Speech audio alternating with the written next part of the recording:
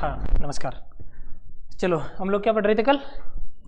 ऊर्जा संसाधन पढ़ रहे थे और आज आपका नया चैप्टर शुरू होगा। तो आज जो आपको ऊर्जा चैप्टर शुरू होगा उसका नाम तो क्या है बताओ? भौतिक प्रदेश। आज जो आपका चैप्टर है उसका नाम है भौतिक प्रदेश। तो भारत के भौतिक प्रदेश, ये भारत के भौतिक प्रदेश।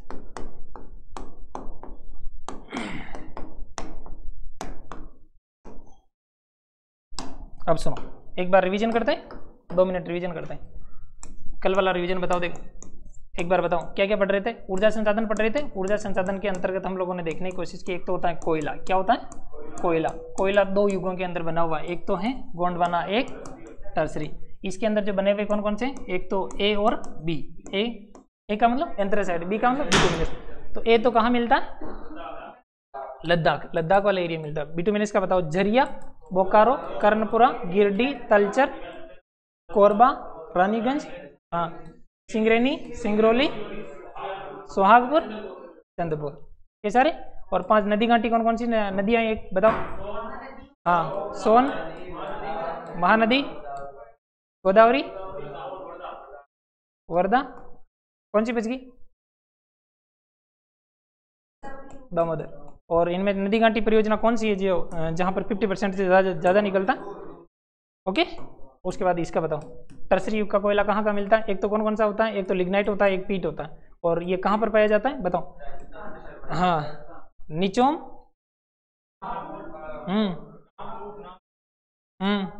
नामचिक, माकुम, हाँ, ओके, नेवली, उमरसर, वेरी गुड, उमरसर, हाँ, और राजस्थान। ठीक है। और उसके बाद इसके जो प्लांट हैं कौन कौन से हैं? प्लांट बताओ। देखो यूपी वाले गाय का नाम क्या है? डांडा, सिंग और ऊंचार, वेरी गुड, ऊंचा सिंग, NTPCP और very good Rihand. Okay, very good, ये हो गया। उसके बाद में सिंगों के ऊपर एक बंदर बैठा हुआ है जिसका नाम है बदरपुर। कहाँ है? दिल्ली। तलचर, कोरबा,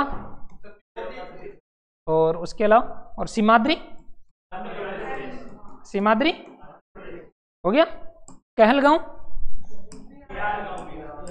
याद हो गया आपको सारे? उसके बाद क्या पढ़ा? कोयला के बाद में पेट्रोलियम की बताओ, देख कहाँ से इसका खनन होता है? ये भारत, और 2 प्रकार से इसका खनन होता है। 2 प्रकार से होता है। एक तो होता है तटीय, एक तो कौन सा होता है? एक कौन सा होता है? अपतटीय। जो पहले बताओ दे, अपतटीय कौन कौन से? अपतटीय अलियाबेट, और उसके बाद बॉम्बे हाई, बसीन, और कृष्णा गोदावरी बेसिन, और ये कहाँ है? आंध्र प्रदेश। ठीक है। उसके बाद तटीय बताओ, क्या नाम है? देखो,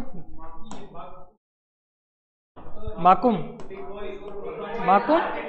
बिग बॉय, नाहरगढ़िया, हाँ, नुमालीगढ़, सूरमा घाटी, मोरान रीजन, हाँ,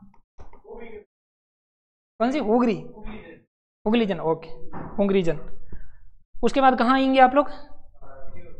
आइए गुजरात वाले एरिया में बताओ। ओंकारेश्वर, हाँ,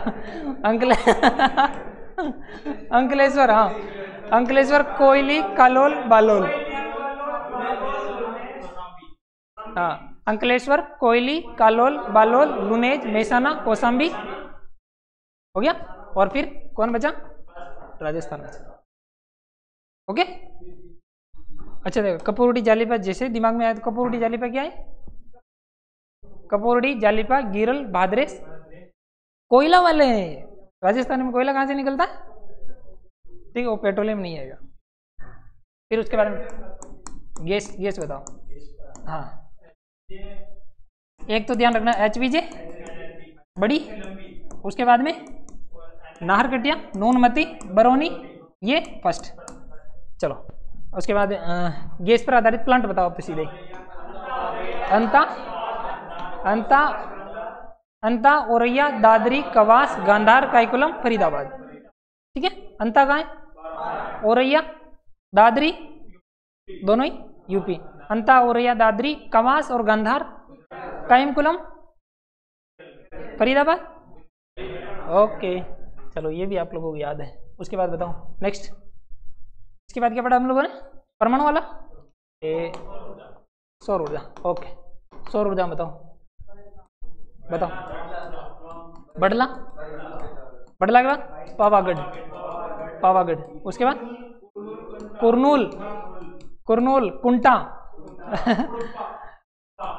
कटप्पा, हाँ ये कटप्पा, कटप्पा।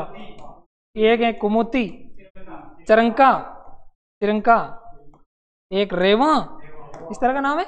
ओके चलो आप लोगों को ये भी याद है। पहला कहाँ है? रामपुरा गांव यूपी। उसके बाद में जब कुसुम योजना तो फुलाड़ी सेज बन गई। फुलाड़ी सेज कैसे बन गई है? भला की अणी, भला की तो फुलाड़ी सेज बन गई भला की अणी तो भालोजी। कुसुम योजना के तहत भालोजी गांव के अंदर। और जो सोलराइजेशन पूरे गांव में कर दिया गया है वो कौन सा है? साली जी। हाँ तो ये जो आपकी साली जी है यहाँ पर सोलराइजेशन किससे किया गया है? सोलर से सोलराइजेशन पूरे गांव में। यही था। उसके बाद क्या था बताओ? पवन ऊर्जा वाले बताओ। मुपंदल, वेरी गुड। ब्राह्मणवेल, ब्राह्मणवेल, दहलगांव और जैसलमेर विंड। यही था। ये दोनों कहाँ है? महाराष्ट्र। यही है। उसके बाद बताओ। और आप लोगों ने पीडीएफ पढ़ी तो पवन ऊर्जा की संभावना कहाँ कहाँ ज्यादा है? पवन ऊर्जा की संभावनाएं तमिलनाडु है, गुजरात है, महाराष्ट्र है, राजस्थान। पीडीएफ को पढ़ा आप लोगों ने? पीडीएफ आ गई? हाँ तो उसको पढ़ना उसको। उसके बाद में पवन ऊर्जा के बाद और कौन सा ऊर्जा है? एक चलो ज्वारीय ऊर्जा बताओ तब तक। ज्वारीय ऊर्जा, ज्वारीय ऊर्जा में संभावना कहाँ कहाँ है बताओ? खंबात की खाड़ी और मन्नार की खाड़ी और पश्चिम बंगाल वाला हुगली वाला एरिया पीडीएफ में। उसके बाद में एक समुद्री ऊर्जा में एक और होती है जिसे कहते हैं तरंगीय ऊर्जा। तरंगीय ऊर्जा में क्या क्या है? विजिंगम, विजिंगम कौन सा गम? एक का नाम है थनगेसरी, थनगेसरी, विजिंगम, थनगेसरी। एक और मूस पॉइंट, ये पीडीएफ में है। मूस पॉइंट लिखा हुआ है अंडमान निकोबार। ठीक है, ये कहाँ है? केरल में। उसके बाद बताओ परमाणु। उसके बाद परमाणु वाले बताओ। देखो ये आपका ये भारत,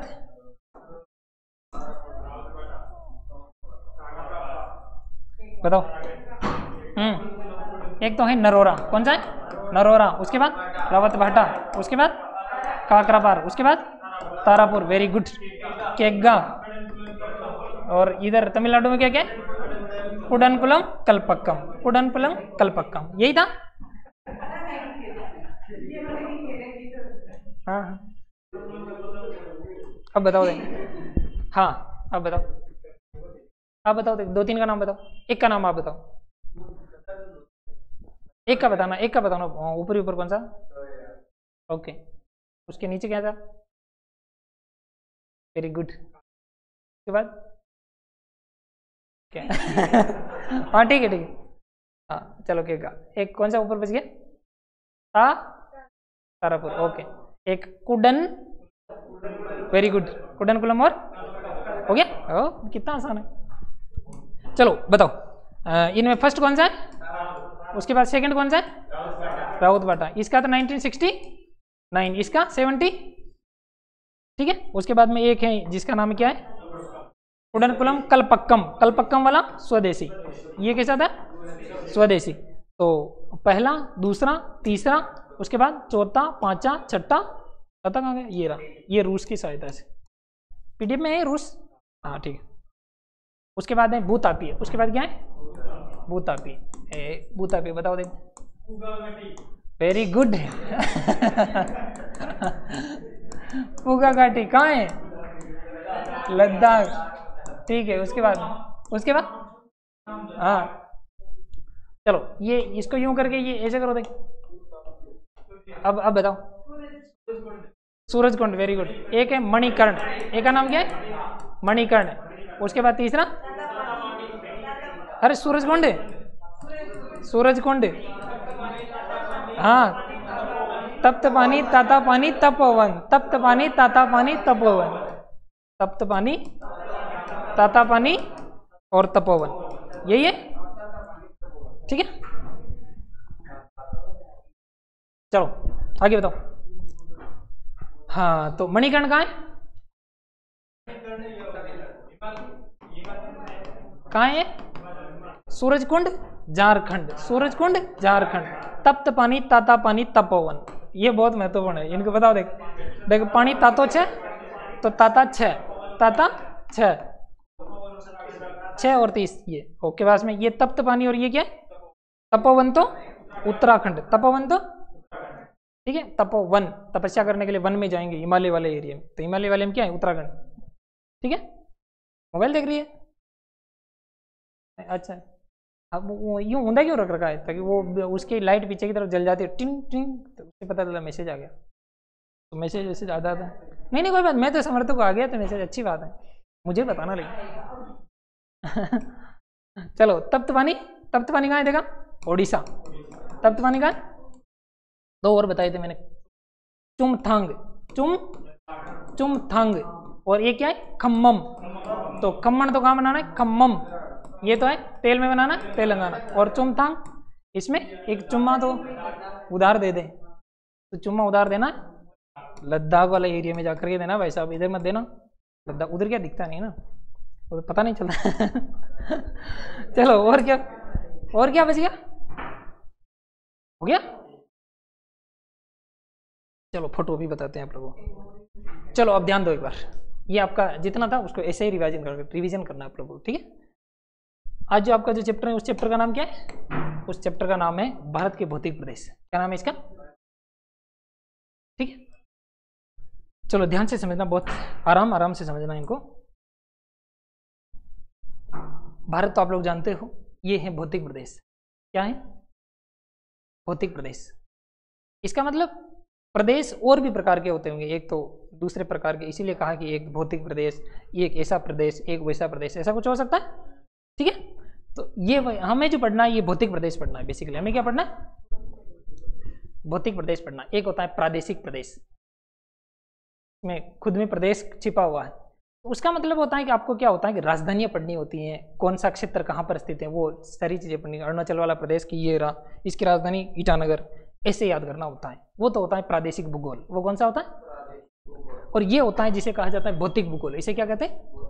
भौतिक भूगोल के अंतर्गत आप लोगों को जो स्थान है, स्थान से ज़्यादा महत्व है कि उस स्थान पर है क्या। समझ पा रहे हो? तो आप लोगों को बेसिकली क्या पढ़ना होता है? उच्चावच पढ़ने। आपको क्या पढ़ने? उच्चावच, ठीक है। समझना बात को, कि इसको समझने जैसे आप लोगों को वैसे आता है ये परिभाषा में क्या बताऊँ आप लोगों को? परिभाषा भौतिक प्रदेश पढ़ने, समझो बात को। भारत के अंदर जो भौतिक प्रदेश है, क्या है?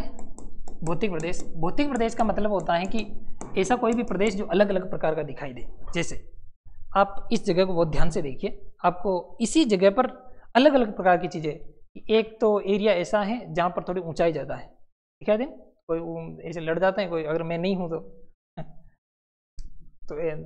जैसे हर्षवर्धन की मृत्यु के बाद में भारत में जो लड़ाई झगड़े क्यों शुरू हुए थे? इसीलिए शुरू हुए थे क्योंकि जैसे पिताजी हैं कहीं बाहर चले गए, तो घर में छोटे छोटे बच्चे होते हैं, वो तकिया से जो लड़ते हैं ना, फिर पापा आते ये सेट के, हाँ जैसे थे ऐसा होता है ऐसे। तो ये आप लोग लड़ नहीं पाओ, मैं यहीं रहता हूँ इसलिए ये जमे हुए।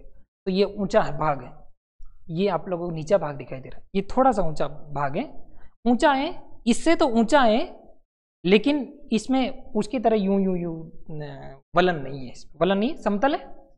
तो आप भारत के अगर इस पूरे भूभाग को देखोगे, यहाँ से देख नहीं पाओगे, आप ऊपर जाइए, ऊपर जाने के बाद बहुत ध्यान से देखिए इसको, हेलीकॉप्टर में उड़ करके ऐसे देखिए, आपको लगेगा यार इधर तो हरा हरा दिखाई दे रहा है, इधर तो मिट्टी मिट्टी, इधर पर ये कुछ नहीं है क्या? अच्छा ठीक है। और देखा, और इधर पहाड़ियाँ दिखाई दे रही। जो भारत में जो अलग अलग प्रकार की किसी एक विशेष जगह पर अलग प्रकार की जो स्थलाकृति दिखाई देती है, उसे कहते हैं एक भौतिक प्रदेश। उसे क्या कहेंगे? ऐसे करके मोटे मोटे तौर पर भारत को 6 भौतिक प्रदेशों पर बांटते हैं। कितने प्रदेशों में बांटेंगे? 6।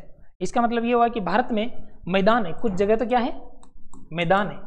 कई सारा एरिया ऐसा है जहां पर मरुस्थल है, क्या है? कई सारा एरिया ऐसा है जहां पर पहाड़ियां हैं, क्या है? पहाड़ियां हैं। और कुछ एरिया ऐसा है, मतलब बहुत सारा एरिया ऐसा है जहां पर पठार है, क्या है? पठार है। तो बेसिकली ये जो चीजें होती है इन चीजों को हम लोग भौतिक प्रदेशों की श्रेणी में रखते हैं। ओके, जैसे आपको कभी पढ़ना हो कि विश्व के भौतिक प्रदेश कौन से हैं, तो भी इन्हीं भागों में कि विश्व के मैदान, विश्व के मरुस्थल, विश्व के पहाड़ियाँ और पठार, इन्हीं में बांट करके पढ़ना होता है। राजस्थान वाले को पढ़ना होता है तो भी पठार, ये पहाड़ियाँ जिसको अरावली के नाम से पढ़ते हो, ये मरुस्थल पढ़ते हो और ये पूर्वी मैदान पढ़ते हो। ठीक है, तो किसी के भी भौतिक प्रदेश इन्हीं आधारों पर पढ़े जाते हैं। चलो, भारत के भौतिक प्रदेशों को कितने भागों में विभाजित किया जा सकता है? अच्छा, आप इस मैप को ध्यान से देखना, मैं एक मैप बना रहा हूँ, बनाया है मेरे पास। आप ऊपर जाकर के देखोगे तो ऐसा दिखाई देगा, ऐसा है, दिख रहा? ऐसा दिखेगा नहीं, ये बनाया गया है। ये वाला जो एरिया है, इस वाले एरिया में पाई जाती है पहाड़ियाँ। क्या पाई जाती है यहाँ? पहाड़ियाँ। यहाँ पर खूब सारी पहाड़ियाँ पाई जाती है। ओके, ये वाला तो एरिया पहाड़ियाँ। उसके बाद में इसके जस्ट नीचे की तरफ जो बने हुए हैं ये है मैदान। ये क्या है? मैदान। बोलो इसका नाम क्या है? मैदान। इसका नाम है मैदान। ये मैदान बन गया। उसके बाद में ये जो दिखाई दे रहा है आपको, ये है मरुस्थल। ये क्या है? इतना बड़ा एरिया ये मरुस्थल है। ठीक है, क्रम से चलना। एक तो क्या हुआ, ये पहाड़ियाँ, इसको कहते हैं हिमालय। इसको क्या कहते हैं? हिमालय। हिमालय, इसका नाम दे रखा है हम लोगों ने हिमालय पर्वतमाला। इसका नाम क्या है? हिमालय पर्वतमाला। माला का मतलब श्रेणी, तो हिमालय पर्वत श्रेणी। फिर ये है मैदान। इस मैदान को कहते हैं, बहुत बड़ा दिखाई दे रहा, तो हम लोग छोटा मैदान नहीं कहेंगे, इसको कहेंगे विशाल मैदान। और ये उत्तर में एक, दक्षिण में, उत्तर में तो उत्तर का विशाल मैदान। इसको क्या कहते हैं? उत्तर का विशाल मैदान। ओके, ठीक है, बहुत बहुत बारीक से समझना। उसके बाद में तीसरा आपको ये दिखाई दे रहा है, ये क्या दिखाई दे रहा है? ये पठार है। क्या है ये? पठार। और ये पठार है, मैंने आपको पिछली क्लासों में ये बताया था कि अगर कोई भी भूभाग जो तीन ओर से किससे गिरा हो? पानी से गिरा हो। तीन ओर अगर पानी है तो उसको प्रायद्वीप कहते हैं। क्या कहते हैं उसको? प्रायद्वीप कहेंगे। तो ये वाला भाग आप ध्यान से देखिए कि ये वाला जो भाग है, इधर भी पानी, इधर भी पानी, इधर भी पानी, तीन ओर पानी है। दक्षिण वाले में पानी है, पश्चिम वाले भाग में पानी है, पूर्व वाले भाग में, उत्तर वाले भाग में पानी है क्या? नहीं है। तो तीन दिशाओं में पानी है, तीन दिशाओं में है, तो इसको मैं इसको प्रायद्वीप कह सकता हूँ। ठीक है, और प्रायद्वीप में ये बहुत बड़ा पठार है, इसलिए मैं ये कह सकता हूँ कि तीसरा है प्रायद्वीप का पठार। कौन सा पठार है? प्रायद्वीपीय पठार। प्रायद्वीपीय पठार। क्लियर हो गया? समझ में आ गई? उसके बाद में आप और इसके पास में और टहलने के लिए जाओगे तो ये वाला जो एरिया है, ये कोस्टल रीजन, जो जिसको कहते हैं तटीय भाग, ये जो तट वाला जो भाग है, इस तट वाले भाग में भी मैदान है। यहाँ क्या है? यहाँ मैदान है। ये क्या है? मैदान। यहाँ पर मैदान बने हुए हैं। समझना, बहुत ध्यान से समझना इसको। वैसे आपको आती होगी, नहीं भी आती है, और आती है तो भी कोई समस्या वाली बात नहीं, और नहीं आती है तो बहुत अच्छी बात है, अभी समझ जाओगे। देखो ये वाला भाग आपको दिखाई दे रहा है, तो यहाँ पर तट है, यहाँ पर भी तट है, और इस तट में हरियाली रहती है, रहनी है, ऐसा पास में तट है तो हरियाली रहेगी सही। तो यहाँ पर भी हरा भरा, इसलिए हम लोग चाहते थे इसको कह देते कि नहीं ये दक्षिण वाला ये भाग, इसको क्या ही पढ़े, इसको तो यूं ही पढ़ लेंगे 2 लाइनों में। लेकिन ये 2 लाइनों का नहीं है। बेसिकली ये छोटा सा दिखाई दे रहा है, बहुत बड़ा भाग है, बहुत बड़ा भाग है, इसलिए इसको अलग ही भौतिक प्रदेश की श्रेणी में रखा। और ये भाग है, ये भी एक मैदान है। ये क्या है? यहाँ पर भी फसलें होती हैं, तो ये एक मैदान है। और मैदान होने के कारण हम लोग इसको मैदान ही कहेंगे, मैदान कहेंगे। लेकिन तो मैदान तो ये भी है, तो मैं इसको कह सकता हूँ कि मैदान, इसको भी कहा मैंने मैदान। लेकिन ये तो उत्तरी भाग में था, तो उत्तर का विशाल मैदान। ये दक्षिण वाला मैदान, या फिर इसको कहेंगे हम लोग तट पर है तो हम लोग कहेंगे तटीय। कौन सा मैदान है? तट पर है तो तटीय मैदान। और ये उत्तर वाला है, इससे ज्यादा बड़ा है, विशाल है वो, तो विशाल मैदान। ठीक है, उसके बाद में चौथे के बाद में पांचवा, आप इधर नीचे की तरफ आओगे तो यहाँ पर कुछ ये द्वीप है। यहाँ क्या है? जिसे आप लोग अंडमान निकोबार कहते हो। ये वाला जो भाग है इधर क्या है? ये लक्षद्वीप है। ये इस वाले प्रदेश की भी स्थलाकृति इन बाकी से अलग है, मिलती नहीं है इसकी। समझ पा रहे हो? ऐसा कोई भी प्रदेश जिसकी जो भूमि है अलग प्रकार की दिखाई दे तो उसको हम लोग अलग श्रेणी में रखते हैं। तो ये वाली जो भूमि है, ये वाली भूमि बहुत ही अलग तरह की। यहाँ पर वन पाए जाते हैं, घने वन है, सदाबहार वन है। उन वनों के अंदर कुछ जनजातियाँ रहती हैं, जैसे ओंग है, जारवा है, सेंटेन लीज है, इस तरह की कुछ जनजातियाँ रहती हैं। और इनकी कल्चरल एक्टिविटीज, सारी चीज़ें अलग अलग हैं। इसलिए हम लोगों ने कहा कि इनको एक अलग ही तरीके से पढ़ेंगे। क्या पढ़ेंगे? बीच में प्लेटू पठार पढ़ रहे हैं, पठार के बीच में इसको कैसे पढ़ लेंगे हम लोग? ठीक है, तो इसको एक अलग श्रेणी में रखा और पांचवा नाम इसका दे दिया, जिसे कहा जाता है द्वीपीय प्रदेश। क्या कहेंगे इनको? द्वीपीय प्रदेश। ओके, और एक छठा और होता है, ये वाला मरुस्थल। छठा कौन सा है? मरुस्थल है। समझ पा रहे हो? और मरुस्थल को आप ध्यान से देखोगे तो अधिकांशतः भारत में राजस्थान में इसका विस्तार है। ठीक है, तो ये मोटे मोटे आपको ये याद हो गए। देखो इनको बहुत ध्यान से देखना है, ऊपर से शुरू करना है, क्रम से ध्यान रखना है। बाकी क्या कई बार कोई पूछ ले कि देखो 6 भौतिक प्रदेशों के नाम बताए, भाई साहब ये तो चिट्टी पिट्टी गुल ऐसे हो जाता है। तो आपको क्रम से ऊपर से शुरू करना है। क्या शुरू करना है? सबसे पहले तो उत्तरी हिमालय, उत्तर में उत्तरी विशाल पर्वतमाला हिमालय। ऐसा जरूरी नहीं कि आप लोग हिमालय को ऐसे कह देना कि उत्तर वाली पहाड़ियाँ, वो पहाड़ी श्रृंखला ऐसे। एक तो वो, उसके बाद उत्तर का विशाल मैदान, तीसरा पठार, बहुत बड़ा पठार, विशाल पठार, प्रायद्वीपीय पठार, चौथा तटीय प्रदेश, उसके बाद में द्वीप। और बहुत आसान सी बात है, क्लियर हो गए? ये आपको नाम याद होने चाहिए। उसके बाद समझो बात को। अब ये जो आप लोगों ने पढ़े, इसके बाद में पहला शुरू कर लेते हैं, जिसका नाम क्या है? हिमालय पर्वत। ओके चलो। आप लोगों को लग रहा है इसके पहले कुछ बताएं, लेकिन यही देखना है आपको। सीधा चलिए डायरेक्ट। ये सही हो गया? नहीं, ऐसे जिसको मुर्गी आ जाती है वो भी ऐसा करता है। प्रारंभिक अवस्था मुर्गियाँ नहीं, 5 स्तर होते हैं, उनमें से पहला जो स्तर होता है यूं ही होता है। ऐसा नहीं करना है। ओके चलो, पहला है जिसका नाम है हिमालय पर्वतमाला। कौन सी पर्वतमाला है? हिमालय पर्वतमाला। हिमालय पर्वतमाला।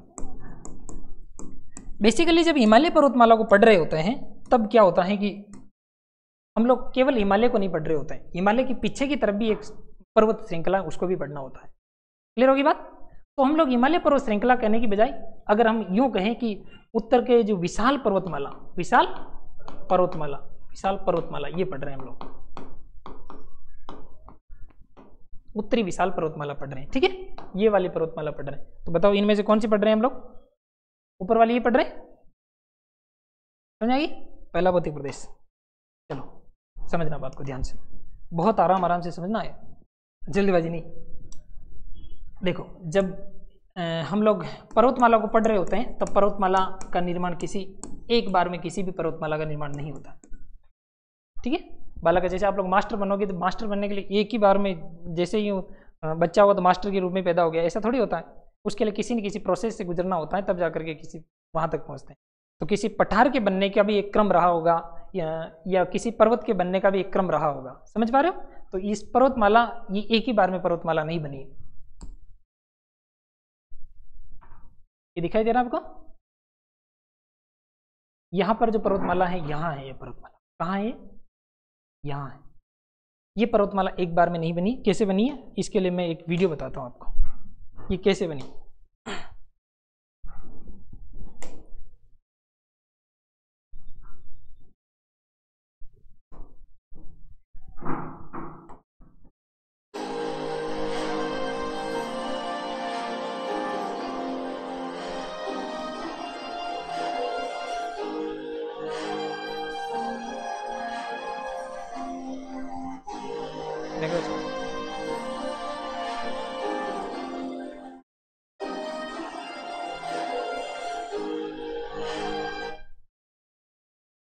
देखा एक बार और?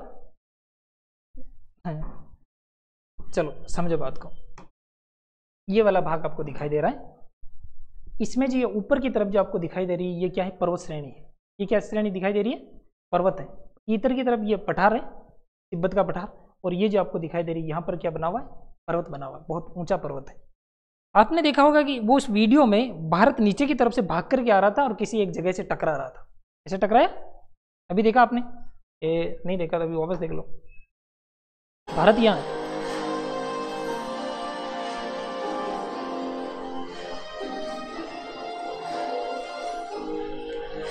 टकरा गया। अब समझो, बहुत बहुत ध्यान से समझना है।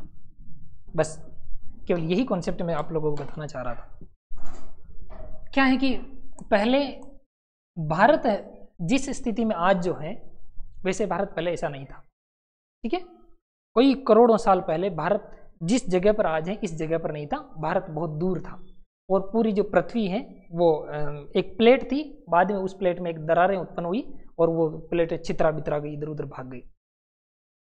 नीचे की तरफ ये ऊपर वाला भाग इस जगह पर है और नीचे वाला भाग अपना भारत है जो ये इस जगह पर है, इस जगह पर, नीचे की जगह पर।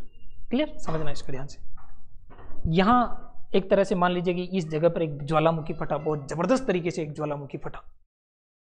उस ज्वालामुखी के फटने की वजह से इस प्लेट में एक हलचल पैदा हुई और उस हलचल ने इसको धकेल दिया आगे की ओर, और ये धीरे धीरे धीरे धीरे तैरते तैरते आगे की ओर बढ़ने।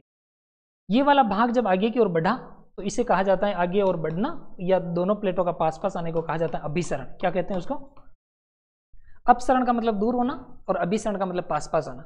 ये वाला भाग आगे की तरफ बढ़ा और ये ऊपर वाला भाग पहले ही था। क्लियर होगी?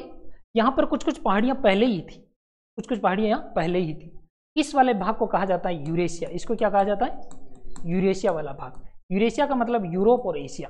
यूरोप और एशिया वाला जो भाग है ये पहले ही था और नीचे की तरफ से ये ऊपर की ओर बढ़ा। इस वाली प्लेट को कहा जाता है भारतीय प्लेट। क्या कहते हैं इसको? भारतीय प्लेट, या इसको इंग्लिश में कहते हैं इंडो ऑस्ट्रेलियन प्लेट। इंडो का मतलब India, Indo Australian plate, Indo Australian plate. ये प्लेट ऊपर की ओर बढ़ी, धीरे धीरे धीरे करते करते यही प्लेट जब आगे की ओर बढ़ेगी तो आप मुझे बताइए कि ये अगर आगे की ओर बढ़ेगी तो यहाँ जाकर के धीरे से यहाँ टकराएगी, बहुत जबरदस्त तरीके से यहाँ टकराएगी। कहाँ टकराएगी? यहाँ टकराएगी। जैसे कोई भी दो सतह आपस में जब टकराती है और धुआंधार तरीके से जब टकराएगी तो क्या ऐसा थोड़ी ये कोई वो ब्रह्मास्त्र थोड़ी, एक ब्रह्मास्त्र उधर से आया, एक ब्रह्मास्त्र ये गायब हो गया, ऐसे थोड़ी होता है। ये तो ब्रह्मास्त्र तो है नहीं, दोनों आपस में आएंगे और गुत्तम गुत्ता, दोनों गुत्तम गुत्ता। तो ये वाला भाग क्या हुआ? गुत्तम गुत्ता हुआ। ये किसके साथ गुत्तम गुत्ता हुआ? इसके साथ ये गुत्तम गुत्ता हुआ। चलो इसको गुत्तम गुत्ता करते हैं। हो गया? इसके साथ यूं करके गुत्तम गुत्ता हो, और जैसे गुत्तम गुत्ता हुआ तो भाई साहब यहाँ तो इनके क्या पड़ गए? बड़ पड़ गए, और बड़ पड़ने को कहा जाता है बलन। क्या कहते हैं इनको? बलन। और बलन का ही नाम है वलन। तो इनमें क्या पड़ गए? वलन पड़ गए। अब वलन कैसे पढ़ते हैं इसके लिए अभी आप लोगों ने जब वीडियो देख रहे थे इसके पास में ही एक और वीडियो है, उसको देखिए एक बार। कॉन्सेप्ट देखो, इसका मैटर लिखाना कोई बड़ी बात नहीं है, एक बार मोटा सा समझ लो। देखिए दो अगर किसी भी चीज का निर्माण होता है तो कैसे, देखिए ये आ रही है और अगर इस सतह से टकराएगी, ये खुद कोमल सतह है, ये थोड़ी सी कठोर सतह है, तो ये वाला भाग ऊपर की ओर उठ जाएगा। आप दो लोया लीजिए, आटा का लोया लेकर के डिचिंग डिचिंग कराइए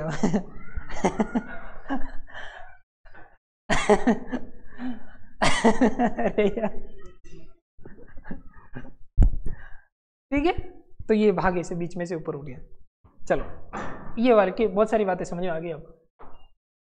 अब अगर आप लोग इस बात को समझ गए होंगे तो अब हिमालय समझाना बहुत बड़ी बात नहीं है, हिमालय बहुत आसान सी बात है। ये दोनों भाग इससे टकराए, और ये जो टकराने वाली जो थ्योरी है इसको कहा जाता है प्लेट टेक्टोनिक थ्योरी। इसको क्या कहते हैं? Plate tectonic. बोलो, plate tectonic theory. Plate tectonic theory. कौन सी थ्योरी? Plate tectonic theory. टकराने को क्या कहते हैं? Plate tectonic. दो तीन बार बोलो, हिंदी में बोलो, प्लेट विवर्तनिकी। प्लेट विवर्तनिकी, ठीक है। जो प्लेटें दो आपस में टकराती है, ये प्लेट जैसा ही है। भूगोलवेत्ताओं के लिए देखिए ये क्या है? प्लेट। हमारे लिए तो बहुत बड़ी ये ऐसे कैसे खिसक गया, लेकिन खिसक जाता है, और अब भी खिसक रहा है, अब भी खिसक रहा है, पास पास आ रहा है। आप लोगों ने कभी देखा होगा हिमालय वाले भाग में भूस्खलन हो गया और बहुत बड़ा एरिया होकर हिमालय का ये हिस्सा टूट करके नीचे गिर पड़ा और लोग दब गए। वो क्यों हो रहे हैं? क्योंकि नीचे की तरफ में ये प्लेटें आपस में आ करके टकरा रही है, उस टकराहट की वजह से ऊपर से हिम क्या बड़े बड़े सेल पर्वत जो होते हैं नीचे की ओर गिर जाते हैं। समझ पा रहे हो? ऐसे इसके दो तीन निष्कर्ष निकालते हैं, वो निष्कर्ष आप लोगों के लिए बहुत ज़्यादा महत्वपूर्ण है। पहली चीज़ आपको ये ध्यान रखनी कि जब ये नीचे की तरफ से ऊपर की ओर आ रहा था, इस आने के क्रम में ये वाला जो भाग है, ये वाला भाग इससे ज़्यादा टकराया, ऐसे टकराया, ऐसे टकराया, एक करके टकराया। कौन सा वाला भाग टकराया? ये वाला। इसे कहते हैं पूर्वी भाग। कौन सा भाग है? पूर्वी भाग। अगर इसको मैं दो भागों में बांटू तो ये तो पूर्वी वाला भाग, ये पश्चिम वाला भाग, तो पूर्वी वाला जो भाग है ये पूर्वी वाला भाग ज़्यादा टकराया। अब मुझे बताइए कि हिमालय की जो अगर ऊंचाई रहेगी, हिमालय वाले के निष्कर्ष निकालते हैं इसके, और ये निष्कर्ष आप लोगों के लिए बहुत ज़्यादा महत्वपूर्ण है। हिमालय का जो पूर्वी भाग है ये ऊंचा रहेगा या नीचा रहेगा? पूर्वी भाग ऊंचा ज़्यादा रहेगा या नीचा ज़्यादा रहेगा? ऊंचा। जैसे आप लोग कभी कभी जिम में गए हो, जिम में गए हो तो भाई साहब जैसे ये यहाँ पर वो ये लगा रखी है, जिनके थूनिया, ये थूनिया लगा रखी है, बल्लियाँ लगा रखी है।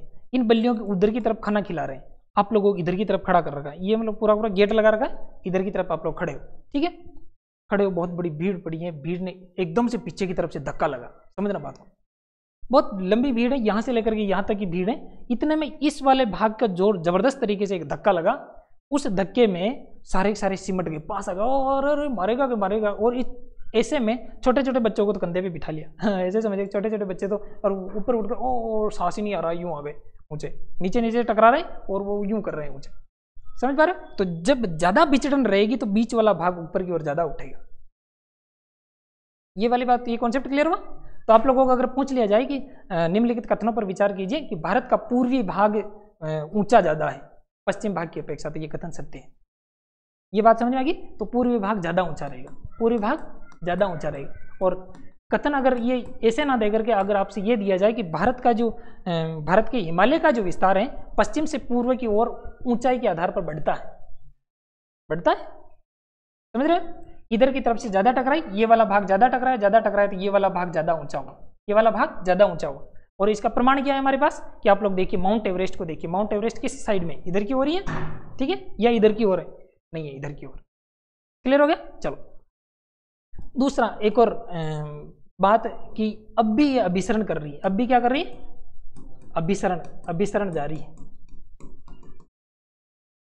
आप लोगों को लग रहा है आपके नोट्स में ये सारी ये चीजें शायद इनका निष्कर्ष नहीं होगा, मैं जानता हूँ इस चीज को, सामान्यतः नहीं होते हैं, लेकिन ये जो स्तरीय जो एग्जाम होते हैं उनमें ये निष्कर्ष पूछे जाते हैं।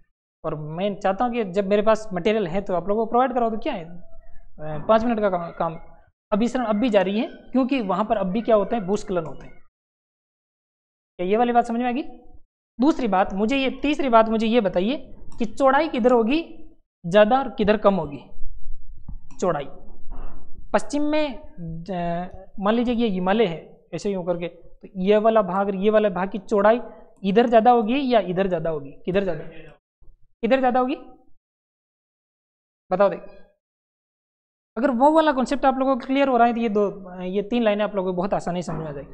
चौड़ाई किधर ज्यादा होगी, चौड़ा भाग इधर की तरफ तो ज्यादा टकराए तो यहाँ बिछ गए, तो सारे के सारे ये तो यहाँ यूँ बिछ गए, सारे के सारे ये तो मटेरियल इसके पास चला गया, तो ये तो हो गई, ये इसकी तो चौड़ाई कम होगी क्योंकि ये तो यहाँ का जितना मैटर था ऊपर की ओर उठ गया था और ये वाला ऊपर की ओर उठा नहीं, तो चौड़ाई किधर है, पश्चिम की तरफ ज्यादा चौड़ाई। ये वाली समझ में आ गई बात, ये 3 ही बातें समझानी थी। तो पश्चिम से चौड़ाई जो है ये पश्चिम से पूर्व की ओर चौड़ाई घटती है, पूर्व की ओर चौड़ाई घटती, चौड़ाई घटती। क्या ये वाली बात, तीनों बातें समझ में आ गई क्या? यस, तीनों बातें समझ में आ गई। पहली बात तो क्या है, हिमालय का पूर्वी भाग ज्यादा ऊंचा है। पूर्वी भाग ज्यादा ऊंचा क्यों है? क्योंकि जब ये जो इंडो ऑस्ट्रेलियन प्लेट आकर के यूरेशियन प्लेट से जब टकराई उस दौरान ज्यादा किधर से टकराई, पूर्व वाले भाग से ज्यादा टकराई, और जो भाग ज्यादा टकराए वो वाला भाग ज्यादा ऊंचा उठ गया। क्लियर हो गया? ये वाला थोड़ा थोड़ा कॉन्सेप्ट क्लियर हुआ? ठीक है। उसके बाद दूसरी बात, अब भी अभिसरण जारी है, इसका मतलब अब भी ये दोनों प्लेटें आपस में आकर के टकरा रही है, धीरे धीरे अंदर की ओर से टकरा रही है। हम लोग ऊपर रहते हैं, हम लोगों को पता नहीं चलता, नीचे से जैसे हमने मकान बना रखा है इसके नीचे से धरती चल रही हो, धरती की निचली परत से चल रही हो, हम लोगों को पता नहीं चल रहा है, नहीं चल रहा आप लोगों को, धरती घूम रही है उसका भी आप लोगों को पता नहीं चलता। तो ऐसे ही हिमालय वाले क्षेत्र में जब भूस्खलन होता है इसका मतलब ये होता है कि हिमालय के जस्ट नीचे की तरफ जो धरती है वो अब भी हिलती है, अब भी क्या करती है, वो हिलती है। क्लियर हो गया? तीसरी बात कि जब पूर्व वाला हिस्सा इस पूर्व वाले हिस्से से टकराएगा और ज्यादा जोर से टकराएगा, ये वाला अपेक्षाकृत कम जोर से टकराएगा, ये वाला ज्यादा जोर से टकराएगा, तो जब ज्यादा जोर से टकराहट होगी तो इसका चौड़ाई तो ऑटोमेटिक कम हो जाएगी और ऊपर की ओर ज्यादा उठ जाएगा। समझ पा रहे हो? तो पश्चिम से पूर्व की ओर जाने पर चौड़ाई तो क्या होती है, घटती है, और ऊंचाई। तीनों बातें क्लियर होगी? अब समझो, बहुत ध्यान से समझना बात को। ये टकरा लेने के बाद में यहां जो पहाड़ियां बनी इस वाले भाग में, ये यूरेशिया वाला जो भाग था, ये जो यूरेशिया वाला भाग है, इस यूरेशिया वाले भाग पर जो पहाड़ियां बनी हुई है, इन पहाड़ियों को कहा जाता है ट्रांस हिमालय। ये तो कौन सा है, ट्रांस हिमालय। ये वाली बात क्लियर हुई, ट्रांस हिमालय, ठीक है। और भारत वाला जो ये जो इंडो ऑस्ट्रेलियन प्लेट है, इस वाली भूमि पर जो पहाड़ियां बनी, इन पहाड़ियों को कहा जाता है अपना मुख्य हिमालय।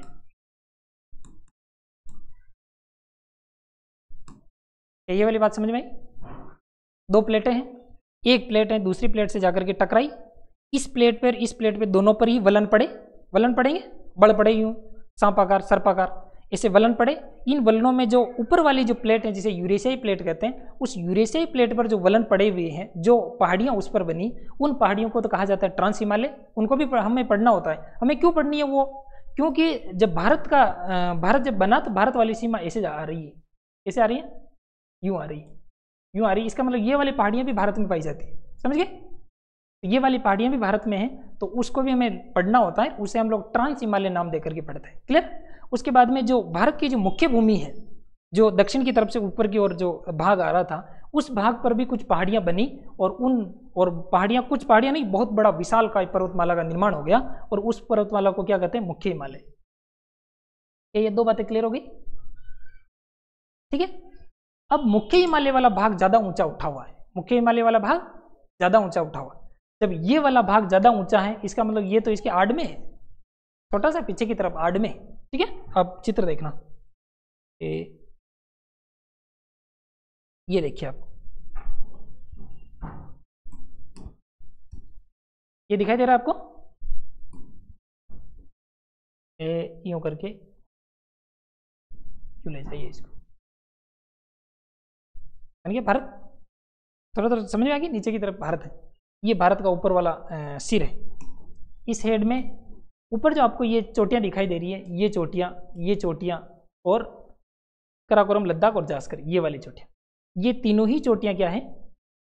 ट्रांस हिमालय है। ये क्या है? क्लियर? और इसके बाद में नीचे की तरफ जो बनने वाला जितना भी हिमालय होगा वो अपना मुख्य हिमालय होगा। बात समझ में आ गई? ये वाली बात क्लियर होगी? तो इसका मतलब ये है कि ये तो अपनी मेन नीचे की तरफ से आ रही प्लेट का हिस्सा है, ये ऊपर वाला किसका हिस्सा है? तो पहले जो प्लेट वहां पर मौजूद थी उसका हिस्सा। ठीक है, तो ये यूपर वाला जो भाग है इसको क्या कहेंगे? ट्रांस हिमालय। ये हो गया ट्रांस हिमालय, ट्रांस हिमालय। और ये वाला जो भाग रहेगा कि यूं करके यूं करके यूं करके यूं करके यहाँ जो हिमालय होगा, इस हिमालय को क्या कहेंगे? मुख्य हिमालय। क्लियर? ये वाली बात समझ में आ गई? तो चलो सबसे पहले पढ़ना शुरू करते हैं ट्रांस हिमालय को। ठीक, चलो पहला है जिसका नाम है ट्रांस हिमालय। ट्रांस हिमालय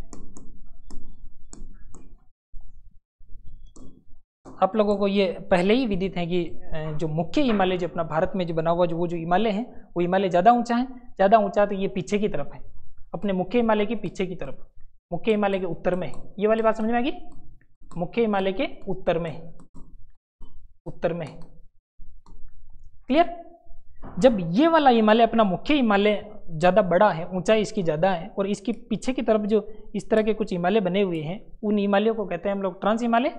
तो इसका मतलब ये है कि अगर इधर की तरफ से कोई पवन आएगी, हवा आएगी, पानी बारिश करेगी, तो बारिश तो यहाँ से उधर की तरफ जाकर के बारिश नहीं कर सकती। कर पाएगी क्या? नहीं कर सकती। कितना भी पानी, कितना भी जोर लगा ले, लेकिन लगभग 4-5 हज़ार जो मीटर की ऊंचाई है उसको पार करके उधर की तरफ कैसे चले जाएंगे? नहीं जा पाएगा।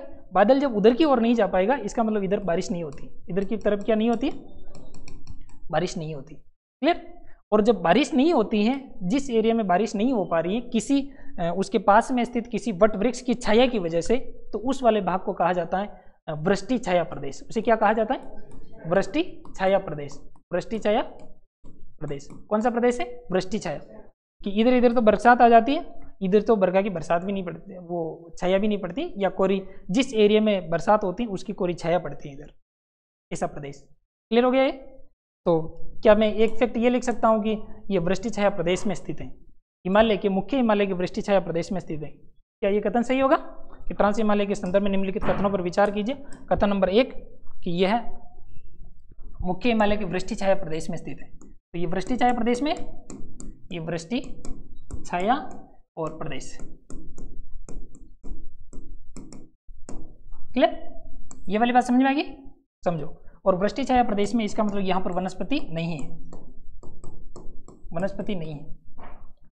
और जब आप ट्रांस हिमालय को पढ़ रहे हो, इसका मतलब ये नहीं होता कि यूं करके एक लंबी सी लकीर बनी हुई, उस लकीर को पढ़ रहे हो, समझ रहे हो? तो यहाँ ट्रांस हिमालय जब बनेगा तो ऐसे ऐसे यूं करके बन सकता है। इसके बाद में हो सकता है कि यहाँ थोड़ा सा रुक गया, इसके बाद में इधर की तरफ बन गया हो, ऐसा हो सकता है। हो सकता है इधर की तरफ एक और बन गया। तो इस तरह की मेनली वहाँ पर 3 श्रृंखलाएं हैं। कितनी श्रृंखलाएं? 3 श्रृंखलाएं। कितनी श्रृंखलाएं? कौन से हिमालय में? ट्रांस हिमालय में किसके उत्तर की ओर स्थित है? ये मुख्य हिमालय के उत्तर की ओर स्थित है। इस ट्रांस हिमालय में मेनली 3 श्रृंखलाएं कौन कौन सी हैं? बोलो। काराकोरम, लद्दाख, जास्कर। क्या नाम है उनका? 3 श्रेणियां हैं। कितनी श्रेणियां? ये बेसिकली 3 श्रेणियां। उन तीनों श्रेणियों का नाम है, एक का नाम है काराकोरम, एक का नाम क्या है? काराकोरम। बोलो क्या नाम है? काराकोरम। एक का नाम है लद्दाख। काराकोरम, लद्दाख। बोलो क्या नाम है उसका? लद्दाख। एक का नाम है लद्दाख, एक का नाम है जास्कर। एक का नाम क्या है? जास्कर। काराकोरम, लद्दाख, जास्कर, ये क्रम आपको ध्यान होना चाहिए। ठीक है। तो अगर आपसे ये पूछ ले जाए काराकोरम, लद्दाख, जास्कर, पीर पंजाल, ये चारों ही ट्रांस हिमालय का हिस्सा है, आप लोग क्या कहोगे? गलत। गलत, क्योंकि 3 ही इसका हिस्सा है। कौन कौन सी श्रेणियां है इसका हिस्सा? काराकोरम, लद्दाख, जास्कर। काराकोरम, लद्दाख, जास्कर, ये तीनों इसकी हिस्सा है। ये वाला देखो, ये वाला दिखाई दे रहा है? ये वाला है, इसको नाम है, इसको कहते हैं काराकोरम। इसको क्या कहते हैं? काराकोरम। ये तो है काराकोरम, क्लियर। और ये है काराकोरम, ये है लद्दाख, ये क्या है? इसके बाद में ये है जिसका नाम है जास्कर। क्लियर हो गया? इसके नीचे हमारा मुख्य हिमालय शुरू हो जाता है। ये वाली बात समझ में आई? 2-3 बार बोलो। काराकोरम, लद्दाख, जास्कर। काराकोरम, लद्दाख और जास्कर। ये तो हो गया कलेजा। हाँ, तो कलेजा भाई साहब, भारत का कलेजा ऊपर की ओर है।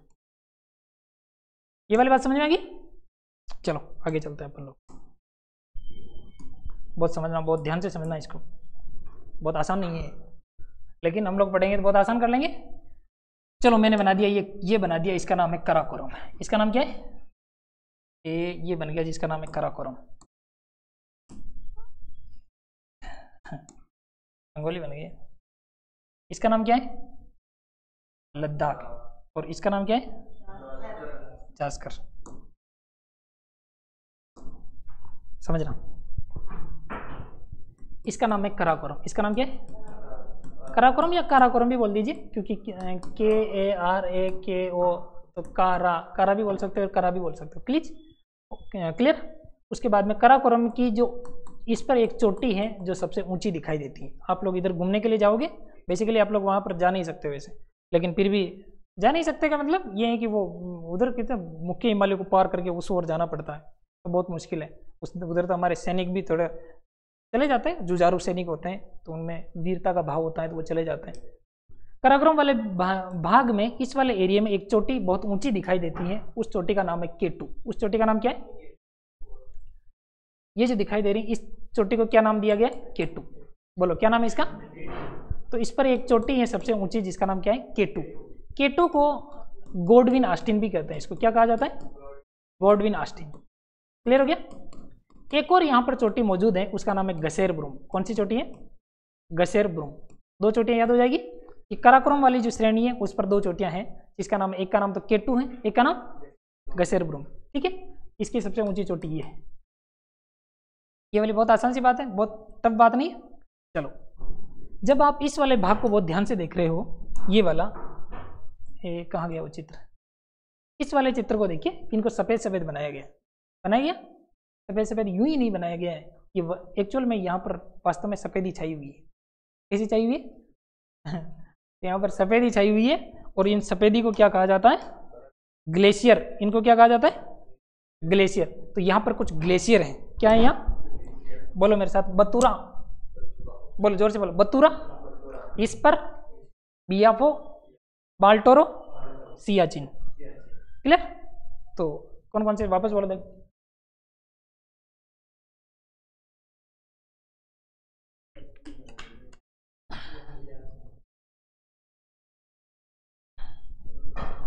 ठीक है, याद रखना है। इन चोटियों पर जो बड़े बड़े ग्लेशियर पाए जाते हैं, इन पर ग्लेशियर तो मैं सफ़ेद से बनाऊँ, इसी से बना देता हूँ। ठीक है, पीले ग्लेशियर पीले नहीं, सफ़ेद सफ़ेद ग्लेशियर। इन चोटियों पर क्या पाए जाते हैं? ग्लेशियर पाए जाते हैं। ठीक है, बड़े बड़े बड़े बड़े ग्लेशियर पाए जाते हैं, और इन ग्लेशियर को नाम दिया गया है। ठीक है, हिम के बहुत बड़े बड़े पहाड़ हैं, इस पहाड़ को नाम, जैसे यहाँ पर इस चोटी है, इस चोटी को नाम दे दिया K2। ऐसे बड़े बड़े हिम के पहाड़ हैं, और इन पहाड़ों को कुछ नाम दिया गया है। एक का नाम है बतूरा। क्या नाम है उसका? ग्लेशियर है, और उन ग्लेशियर का नाम क्या है वो आपको ध्यान होना चाहिए। ग्लेशियर उनका नाम है। एक का नाम बोलो, बतूरा। बतूरा। बतूरा इस पर, बतूरा इस पर, बतूरा इस पर बियापो, बतूरा इस पर बियापो, बतूरा इस पर बियापो, बाल्टोरो, बाल्टोरो, बाल्टोरो, और एक का नाम है सियाचिन। क्या नाम है? सियाचिन। वापस बोलो देखिए,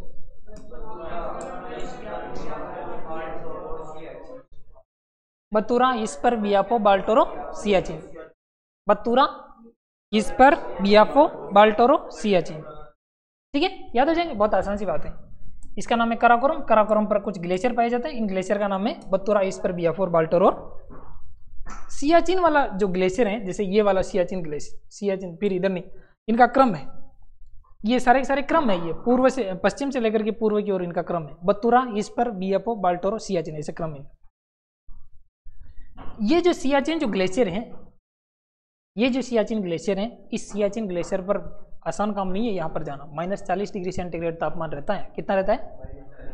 -40 डिग्री सेंटीग्रेड तापमान व्यक्ति जम जाए, लेकिन उस सर्दी में भी उतने मिनिमम, क्या कहते हैं उसको, ऋणात्मक बर्फ क्या कहेंगे जल का जो वो, हाँ जो भी है कि वो माइनस में क्या कहेंगे उसके, अच्छा हिंदी शब्द बता दो। हाँ, माइनस टेम्परेचर, वेरी गुड। जो इतना माइनस तापमान है, इसमें व्यक्ति का जिंदा रहना भी मुश्किल हो जाता है। इस जगह पर लड़ाई हुई थी। क्या हुई थी? लड़ाई हुई थी। इसके लिए ऑपरेशन मेघदूत चलाया गया था। समझ पा रहे हो? 1984 के आसपास की बात है। 1984 में यहाँ पर क्या हो गई थी? लड़ाई हो गई थी। क्योंकि जब क्या होता है कि सर्दियों में ये जम जाती है पूरी पूरी बर्फ, और वहाँ पर हम लोगों का रहना थोड़ा सुरक्षित नहीं रहता है, क्योंकि ब्लड जम जाए। इस वजह से हमारे भारतीय सैनिक हैं जो ऊपर की ओर से थोड़ा नीचे की ओर आना शुरू करते हैं। समझ पा रहे हो? तो उस वाले भाग को थोड़ा खाली करके नीचे की ओर आना शुरू करते हैं। जैसे ही नीचे की ओर आना शुरू किया, पाकिस्तान वालों धीरे से जाके ऊपर वहाँ जाकर के बैठ गए। पाकिस्तान वाले जाकर के सियाचिन वाले एरिया में जाकर के बैठ गए, और जैसे किसी ने आकर के, नहीं नहीं पूर्व नहीं, पूर्व से बीच में, पूर्व से वापस बेक आई है। ये बनाने का मतलब ये नहीं है, समझा? सियाचिन वाले एरिया में जाकर के बैठ गए, और जब सबसे ऊंचाई पर बैठे हुए हैं, तो नीचे से आने वाले व्यक्तियों की क्या औकात की वहाँ ऊंचाई पर जाकर उनको मार गिराए। बहुत मुश्किल काम है वो, भाई साहब लोडी फेंक दे ऊपर से, उसी में मार दे नीचे वालों को। तो ये गढ़ ऊपर सुरक्षात्मक दृष्टि से ऊंचे ऊंचे इसीलिए तो बनाए जाते थे कि कोई भी नीचे की तरफ से आए, उन दीवारों पर चढ़ना शुरू करे, उधर से यूँ भटा ही देगा, इतना भटा यूँ किया, उसमें गिर गया। तो बहुत मुश्किल काम था भारतीयों के लिए। लेकिन भारतीयों के अंदर वो देखिए, वो जोश देखिए, मातृभूमि की रक्षार्थ स्वयं को न्यौछावर करने के लिए भी तैयार थे वो। कई लोग शहीद हो गए उसमें, लेकिन अंततः हम लोगों ने वहाँ पर विजय प्राप्त कर। समझ पा रहे हो? तो इसके लिए हम लोगों ने कहा था कि चलो चलो मार्च पास्ट करो, आगे की ओर बढ़िए, पीछे नहीं देखना है। सियाचिन है तो है, कोई बात नहीं, विश्व का सबसे ऊंचा युद्ध स्थल होगा तो होगा, लेकिन हमारा है तो हम लोग लेकर के रहेंगे। ये कहकर आगे बढ़ते रहे, और ये जो मार्च पास्ट था, और इस क्रांति को उन्होंने नाम दिया था ऑपरेशन मेघदूत। क्या नाम दिया था? ऑपरेशन मेघदूत बेसिकली इस सियाचिन वाले एरिया के लिए चलाया गया था 1984। क्लियर होगी बात? ओके, तो ये वाली बात भी ध्यान रखना कि ऑपरेशन मेघदूत सियाचिन वाले, जो सियाचिन के बारे में ये ध्यान रखना है कि सियाचिन विश्व का सबसे ऊंचा युद्ध स्थल है। ध्यान रह जाएगा, विश्व का सबसे ऊंचा युद्ध स्थल। इससे बड़ा ऊंचा युद्ध स्थल है नहीं। ऊंचे ऊंचे होंगे स्थल होंगे भाई साहब, लेकिन इतने ऊंचाई पे जाकर के युद्ध कभी नहीं हुआ, लेकिन इसके लिए युद्ध हो गया। इसे कहा जाता है विश्व का सबसे ऊंचा युद्ध स्थल, सबसे ऊंचा युद्ध स्थल। ठीक है, ये ध्यान रह जाएगी बातें। इससे एक नदी का उद्गम होता है जिसका नाम है नुब्रा नदी। कौन सी नदी? नुब्रा नदी। बोलो कौन सी नदी? नुब्रा नदी। अब आपको दो बातें ध्यान रखनी। एनसीईआरटी वाले, एनसीईआरटी जो है उस एनसीईआरटी में 2 फैक्ट लिखे, वो ध्यान रखना कि ये वाला जो एरिया है, इस वाले एरिया में जो नदी बहती है उसका नाम है नुब्रा नदी। कौन सी नदी है? नुब्रा नदी। ये वाला जो एरिया है, इन दोनों के बीच में जो नदी बहती है इसका नाम है सिंधु नदी। इसका नाम क्या है? सिंधु नदी। बताओ सिंधु नदी किन 2 श्रेणियों के बीच में बहती है? कराकोरम, लद्दाख और जास्कर, ये श्रेणियां थी। तो ये बहती है लद्दाख और जास्कर श्रेणियों के बीच में से। ये वाला फैक्ट आप लोगों को ध्यान रखना। ये नुब्रा घाटी, ये जो नुब्रा नदी है, नुब्रा नदी कहाँ से निकल करके बह रही? सियाचिन वाले एरिया से। ठीक है, तो ये सियाचिन वाले एरिया से इसने बहना शुरू किया, ऐसे यूँ बहना शुरू किया। इसी के पास में एक नदी आई जिसका नाम है श्योक नदी। कौन सी नदी? श्योक नदी। वो जब नदियाँ पढ़ेंगे तब कर लेंगे, बस आप लोग ये ध्यान रखिए कि यहाँ पर एक नदी बहती है जिसका नाम है नुब्रा नदी। उस नुब्रा नदी है, उस नुब्रा नदी की घाटियों पर खूब सारे ऊँट पाए जाते हैं। क्या पाए जाते हैं? ऊँट पाए जाते हैं इस वाले एरिया में। कौन से वाले एरिया में? इस नुब्रा नदी वाली जो घाटियां हैं उन घाटियों पे आप लोग, नदी इधर बह रही है, आप इधर देखो, और ऊँट ऊँट ऊँट ऊँट, और लोगों ने उनको पकड़ लिए, सारे ऊँटों को पकड़ रखा है, पाल रखा है उनको। और जब कोई लोग पर्यटन की दृष्टि से वहाँ चले जाते तो उनको बिठा बिठा करके घूमते। और उनकी खास बात है, उन ऊँटों को क्यों पकड़ लेते, उन ऊँटों की खास बात ये है कि उनके 2 कुबड़ पाई जाती है। उनकी क्या पाई जाती है? 2 कुबड़ पाई जाती है। ठीक है, तो मैं आपको फोटो बताता हूँ कि चलो 2 कुबड़ वाले ऊँट, नुब्रा घाटी के ऊँट, नुब्रा घाटी के घाटी, नुब्रा वैली के केमल, केमल ऊँट लिखूंगा मैं, ऊँट समझ में आएगा नहीं आया इसका केमल, केमल आया, हाँ आ गया, आ गया।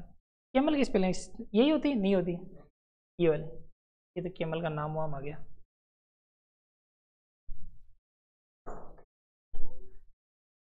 डट जा डट जा डट जा डट जा,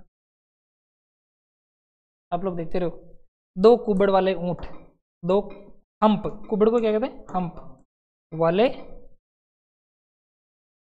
केमल। आ गए चलो, आहा मजा आ गया, मजा आ गया। कौन सा अच्छा लग रहा है? ये वाला बढ़िया है। कौन सा? ये वाला, ये वाला दिख रहा है। आय हाय हाय, ये कोई ऊँट है समझ पा रहे हो?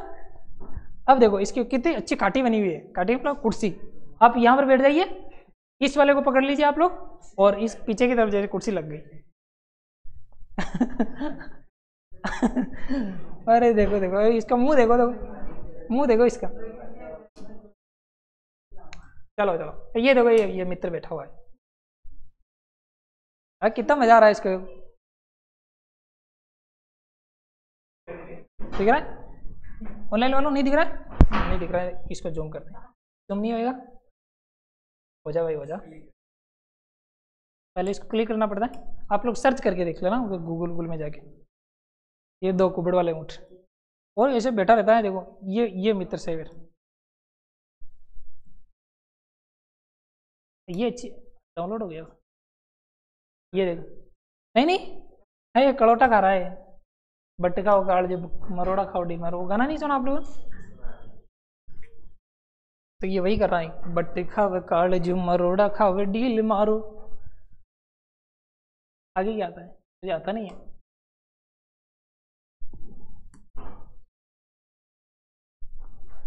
तो आप लोगों ने देख लिया?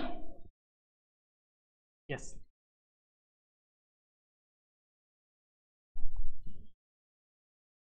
अच्छा तो वही देख रहे थे, वही बढ़िया था ये। तो 2 कुबड़ वाले ऊँट कहाँ पाए जाते हैं बताओ? नुब्रा घाटी में पाए जाते हैं। नुब्रा घाटी कहाँ पर स्थित है? सियाचिन ग्लेशियर से एक नदी निकलती है, नुब्रा नदी, और उस नुब्रा नदी की घाटियों में पाए जाते हैं। ठीक है, तो नुब्रा जो घाटी है वो कहाँ है? वो है काराकोरम और लद्दाख के बीच में, काराकोरम लद्दाख के बीच में। तो काराकोरम लद्दाख क्या है? श्रेणियों का नाम है। ठीक है, किसकी श्रेणियां है? ट्रांस हिमालय की। कौन कौन सी श्रेणियां है? काराकोरम, लद्दाख, जांस्कर, ये थी 3 ही। चलो ये वाले, तो आप लोगों ने वो ऊँट देख लिया, बढ़िया ऊँट था, शानदार।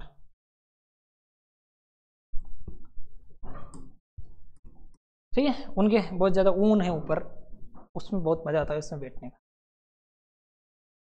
ये वाली बात क्लियर होगी? ये विश्व का सबसे ऊंचा युद्ध स्थल है। 1984 में यहाँ पर ऑपरेशन मेघदूत चलाया गया था। Operation Meghdoot, operation Meghdoot, operation Meghdoot चलाया गया। ओके, उसके बाद में तो टाइम हो रहा है, लेकिन तो बस थोड़ी देर और देखो।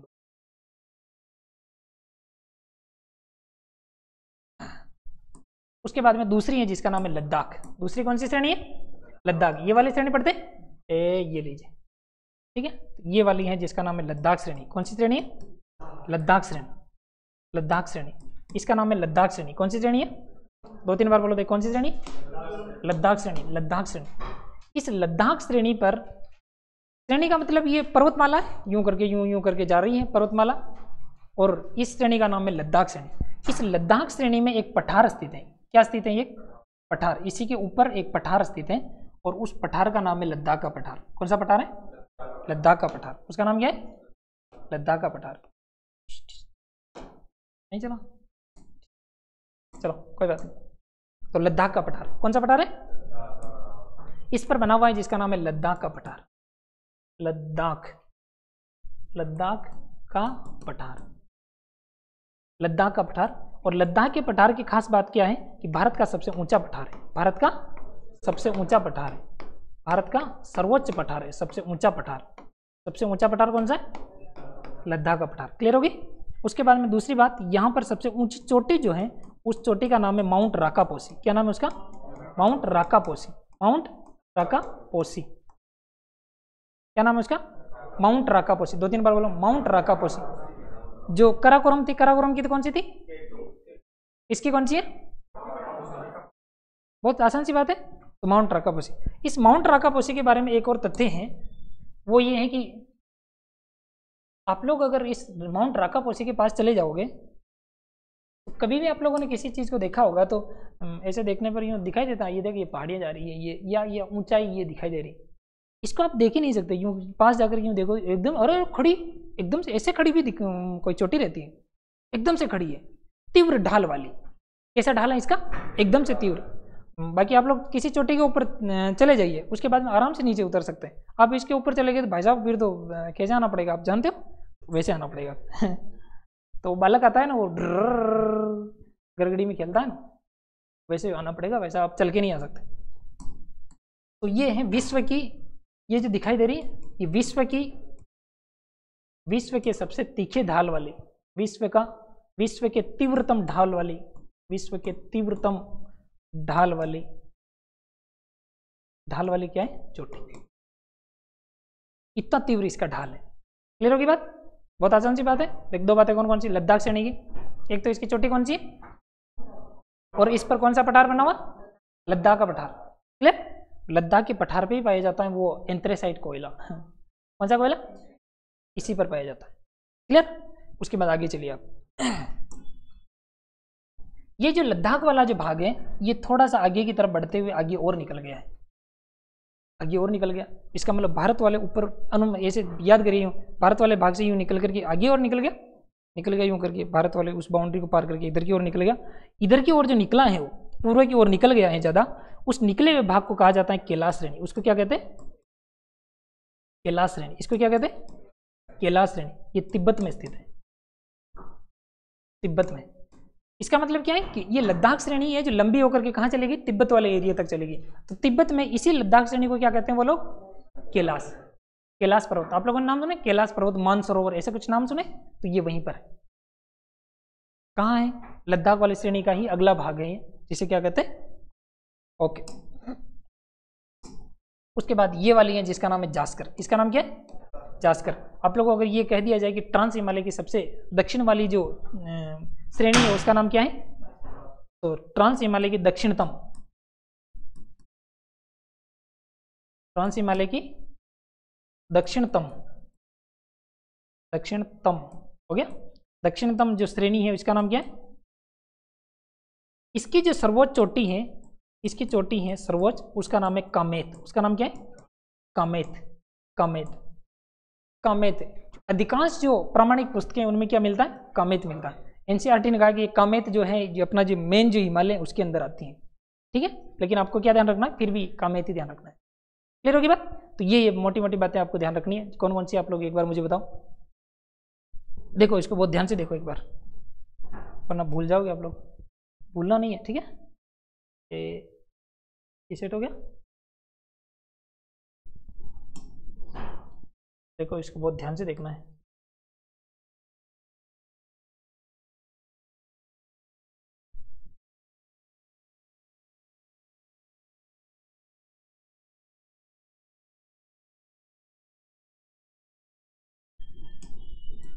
देखो बहुत ध्यान से देखो, देखो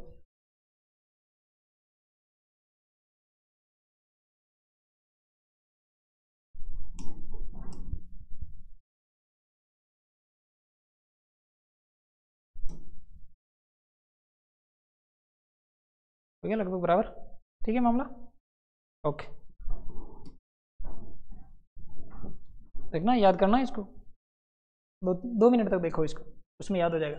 पहली तो कौन सी है, इसका नाम है कराकोरम श्रेणी। इसका नाम क्या है, पहली वाली है जिसका नाम है कराकोरम श्रेणी, कराकोरम।